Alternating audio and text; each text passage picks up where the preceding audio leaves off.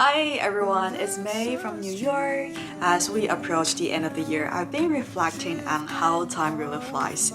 Looking back to when I was studying for exams, applying for schools, I couldn't really quite pinpoint what truly fueled my persistence in pursuing my dreams and stepping out of my comfort zone.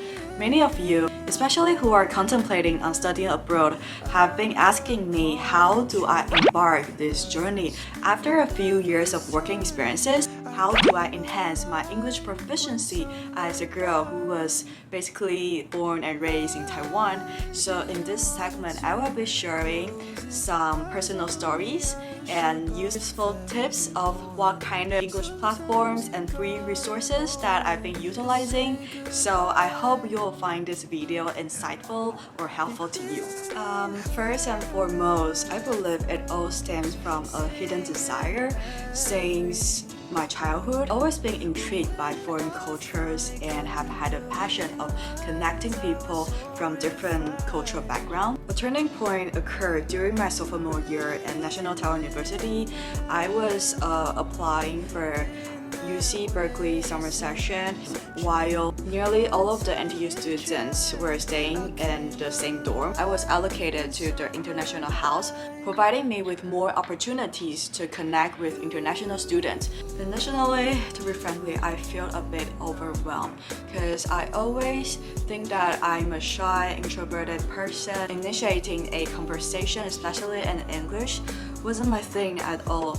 So I was feeling very lonely because I couldn't really make any friends. But then I decided to be more open to making mistakes because actually every international student was at the same boat. We all make grammatical errors, but that's fine because English is not our native language at all. So there's no need to feel ashamed when we are not speaking as fluently as native speaker. On my second week, instead of just responding, oh, I'm busy, I need to study like a born nerd, I began responding, why not? Whenever people came to me to invite me to a party or simply hang out.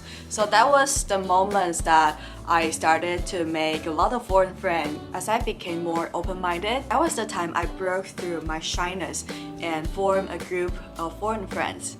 After the summer session, I was eager to continue connecting with international students, so I started hanging out with a group of exchange students from National Taiwan University.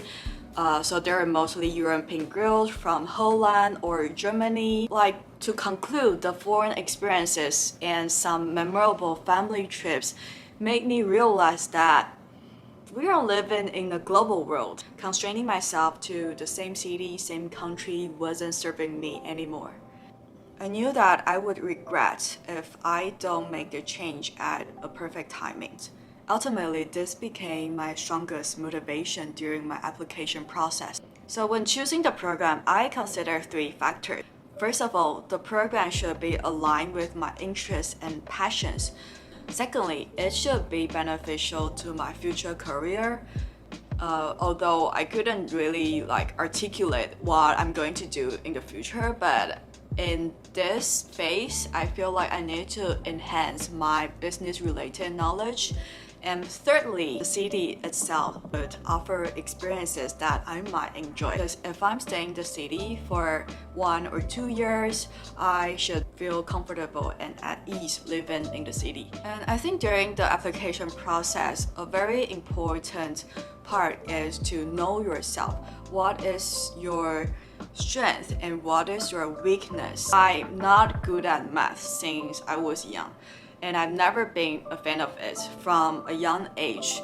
I've been more of a creative, artistic, and sensitive person. I enjoy expressing myself with words and visual images instead of numbers. So actually being a content creator right now is a natural fit for me, as I'm also a quite ambitious person who loves to enlarge her business. I feel like I needed to elevate my business-related knowledge to a different level to really grow my business. So that's why when I was deciding the program, I'm thinking about choosing a program that is not that about numbers, so it's definitely not a finance program, but it should be like business related with some creative ideas. That's why I ended up choosing the creative and collaborative enterprise from UCL and the integrated marketing from NYU. So after 3 attempts on the IELTS exams, I achieved a score of 7.5, and in my essay I also leveraged my abundant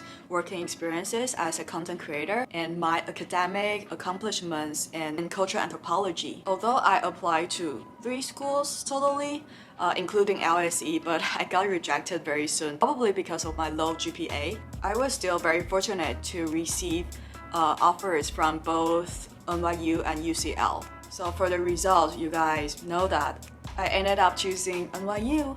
Yeah, so I noticed that there are a lot of opinions circulating about NYU integrated marketing.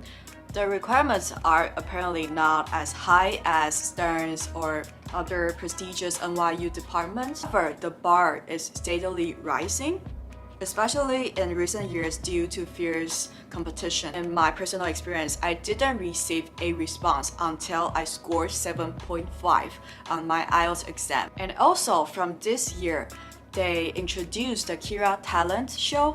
It's a simulated interview to evaluate your English speaking proficiency.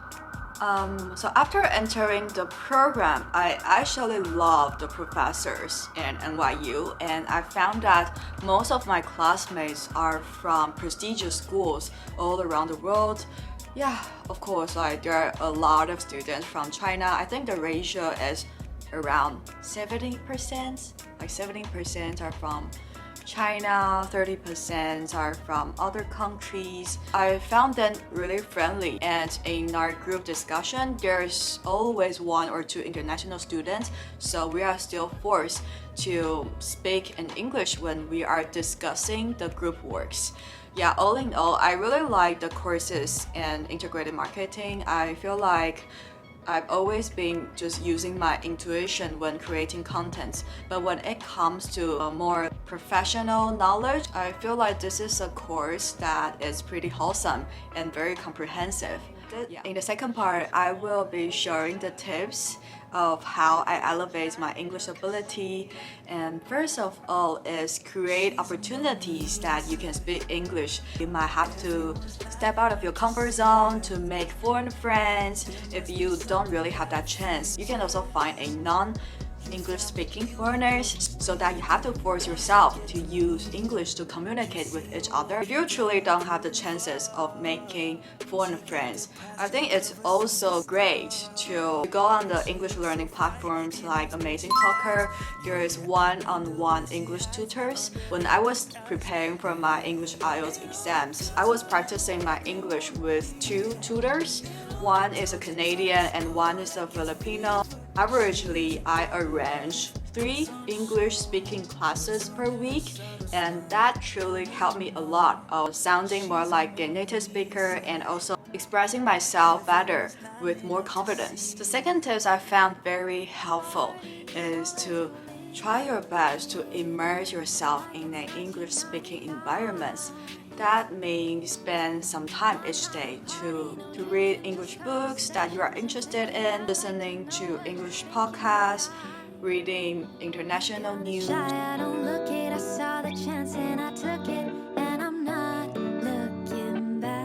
Think about the reason why you wanted to enhance your English.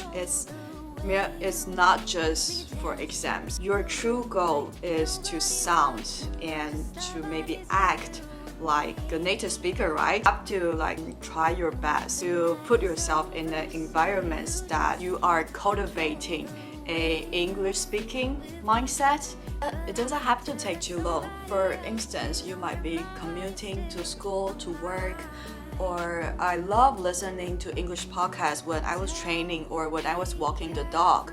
So sometimes I may not be 100% focused on what the speaker is talking about, but just listening to how he speaks or how he uses some words may just enhance my memory and my overall English ability.